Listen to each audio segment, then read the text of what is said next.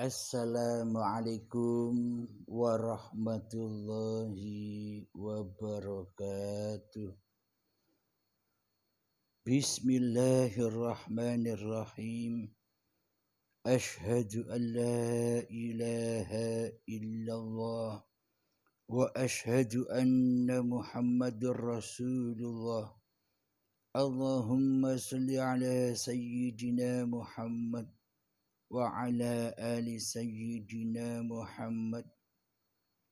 Rabbi israh li sadri wa yassir li amri wahlul 'uqdatam min lisani yafqahu qawli. Amin. Bismillahirrahmanirrahim. Salam hormatku, salam sayangku buat para pecinta uripe Allah dimanapun Anda berada, baik pun yang ada di dalam dan yang ada di luar negeri. Semoga kita semua, para sahabat-sahabat, akan berjalan bersama menuju jihad fisabilillah, yakni berperang demi menuju jalan Allah. Amin ya rabbal alamin. Alhamdulillahi rabbil alamin. Kali ini kita mengkaji dengan judul Alam yang Lain.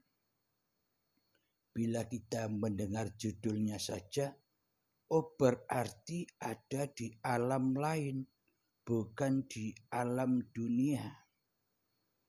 Pengertian kita, pemahaman kita selama ini bahwa alam lain itu ada hanyalah ketika manusia sudah pulang kembali kepada Allah, ketika manusia sudah wafat, ketika manusia sudah mati, maka disitulah pengertian kita semua selama ini tentang adanya alam lain, yakni alam akhirat.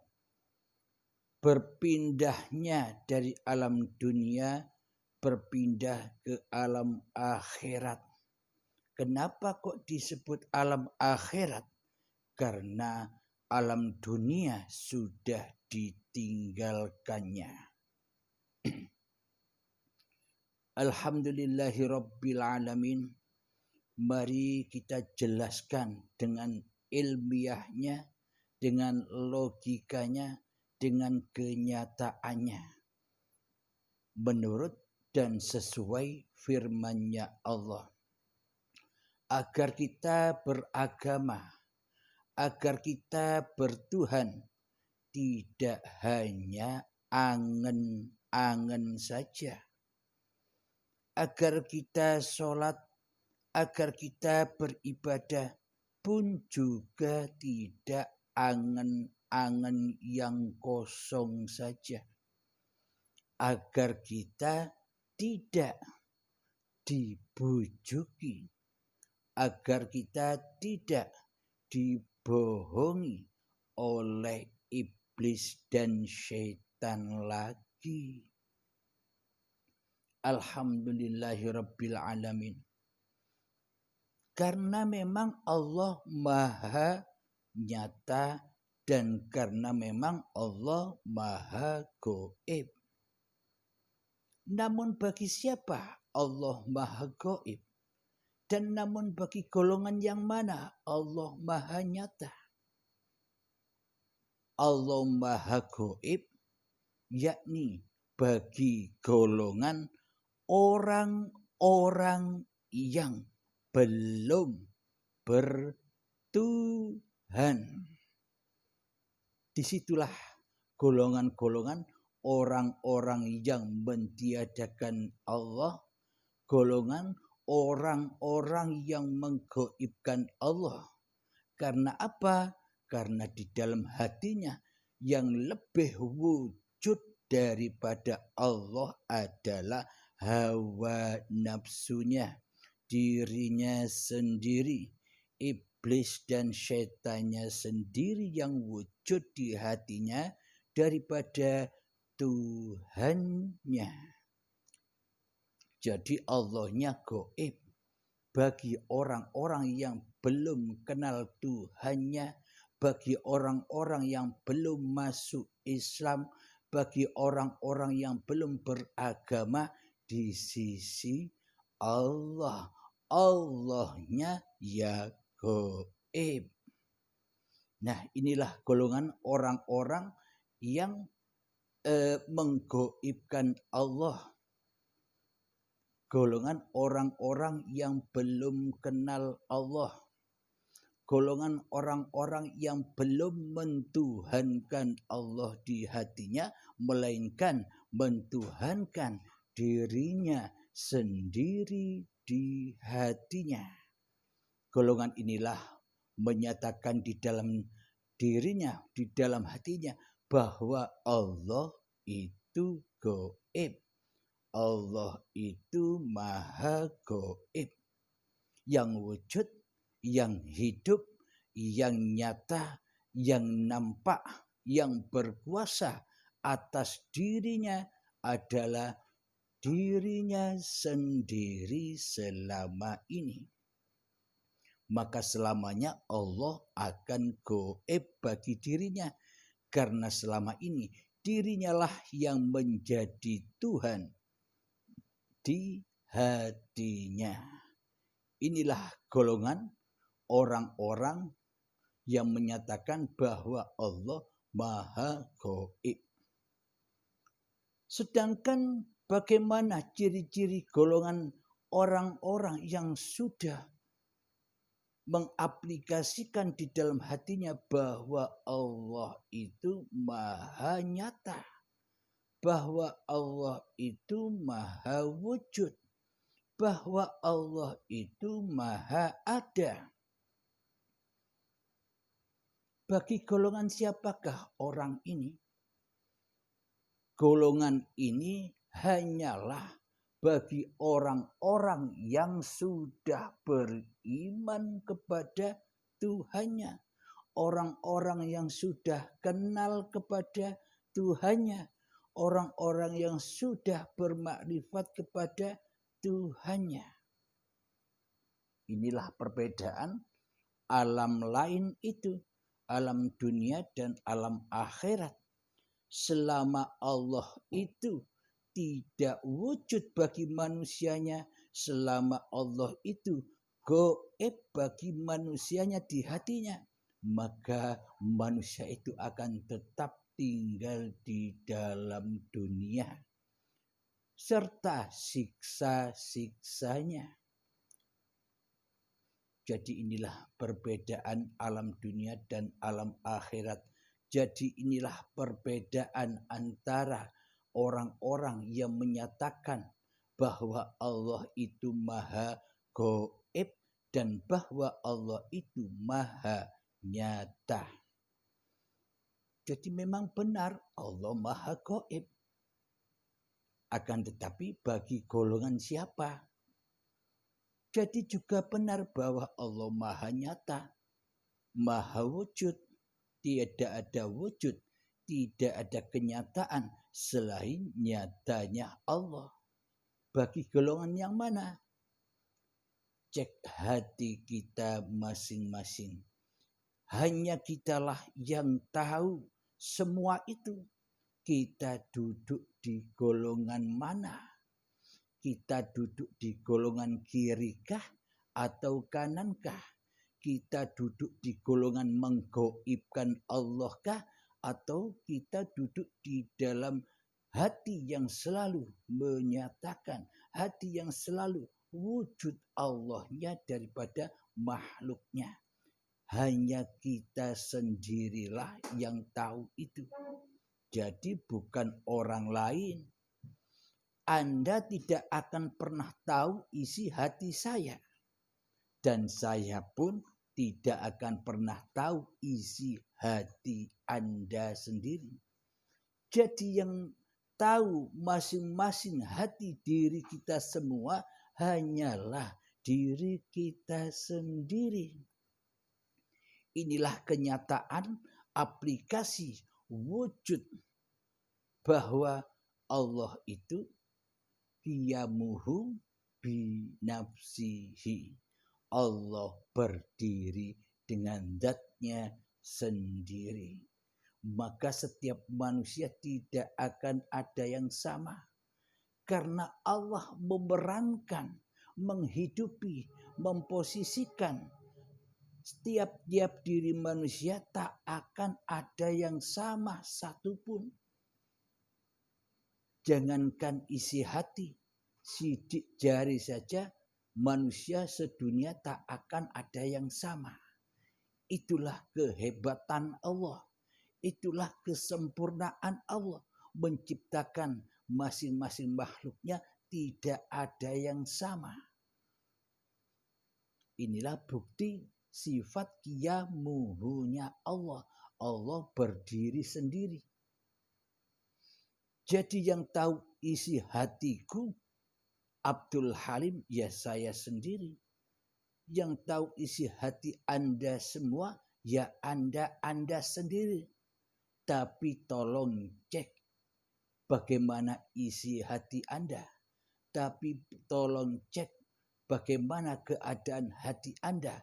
Apakah sudah sesuai dengan contoh hati Kanjeng Nabi Muhammad Sallallahu Alaihi Wasallam yang mana selalu mewujudkan Allahnya di hatinya daripada mewujudkan Muhammadnya di hatinya.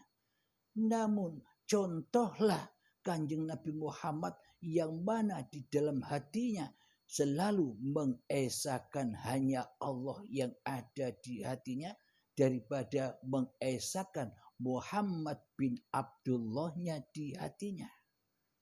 Inilah contoh-contoh yang sudah disediakan Allah, yakni sosok Kanjeng Nabi Muhammad Sallallahu Alaihi Wasallam, manusia termulia di muka bumi ini. Maka jangan hanya sekedar mencontoh dohir saja, kita akan tertipu, kita akan tersesat. Tapi contohlah powernya, contohlah imannya, contohlah bagaimana akhlak Kanjeng Nabi kepada Tuhan pencipta dirinya. Jika akhlak kepada Tuhan pencipta dirinya dijalin dengan benar, dengan hak, maka hablum minan nasnya, hubungan dengan manusianya pasti benar. Bila Allah yang maha suci di hatinya, maka semua af'al yang dikerjakannya maka suci semua. Karena di dalam hatinya dikuasai oleh yang maha suci. Tiada hidup kecuali hidupnya yang maha suci. Tiada wujud kecuali wujudnya yang maha suci.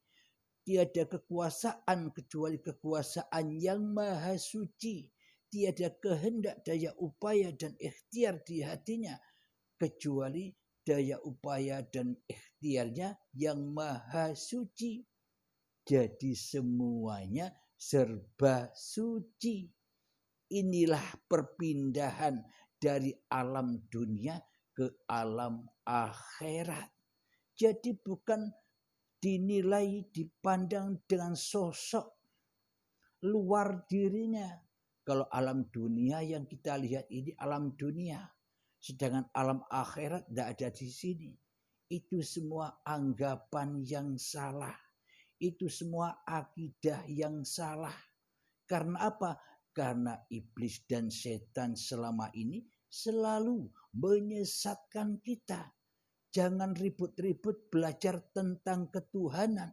Jangan ribut-ribut belajar tentang ilmu hakikat makrifat. Jangan ribut-ribut belajar ilmu tentang tauhid. Wahai fulan, nanti saja. Setelah mati nanti ada perjalanan lagi. kata iblis dan setan, sehingga manusia pada terlena dengan urusan-urusan dunia daripada urusan-urusan akhirat, daripada urusan-urusan tentang Tuhannya. Karena selama ini sudah disesatkan jalannya oleh iblis dan setan, melewati hawa nafsunya sendiri. Ada ayat, mangkana fi hadhihi a'ma. Barang siapa di dunia ini buta mata hatinya, bisa dimaknai barang siapa di saat di dunia ini Allahnya tiada, Allahnya gaib, bahwa fil akhirati a'ma, maka di akhirat pun manusia itu bertambah butanya, bertambah sesatnya, bahkan tersesat-sesat jalannya menuju Tuhannya. Wa adallu sabila, sungguh tersesat-sesat jalannya. Inilah buktinya, bila kita hanya bermain-main saja di dunia ini tanpa berpindah, tanpa berhijrah ke alam akhirat, maka sia-sialah kehidupan kita ini, sia-sialah ibadah-ibadah dan sholat yang kita kerjakan selama ini, sia-sialah semua kebaikan-kebaikan yang kita lakukan selama ini. Karena apa? Karena semuanya di dalam kedustaan, karena semuanya di dalam neraka, karena semuanya di dalam kesyirikan, karena semuanya di dalam kekufuran, karena semuanya di dalam persekutuan hati kepada Allah. Bagaimana mungkin kita mendapatkan pahala dari sholat-sholat dan ibadah kita? Bagaimana mungkin kita bisa mendapatkan pahala dari kedermawanan kita, dari perbuatan baik kita, sementara kita berdosa tanpa bisa diampuni di dalam hati kita? Sementara kita berdosa besar yang mana dosa itu tak bisa diampuni, yakni dosa selalu mensekutukan Allah di hati kita. Berarti apa yang kita lakukan, ibadah, sholat, perbuatan baik, kedermawanan kita selama ini kan semuanya bohongan. Semuanya kan tipu dayanya iblis dan setan. Bagaimana mungkin mendapatkan pahala? Dosa yang iya. Karena apa? Dosa syirik itu takkan pernah terampuni kecuali bertaubat. Kapan? Ya sekarang. Jangan tunggu baiat akbar nanti. Jangan tunggu syakaratul maut datang baru bertobat. Ya kadaluarsa. Jadi maknanya berpindah ke alam lain itu pindahnya hati dari linapsi, berpindah, berhijrah kepada alam lillahi ta'ala.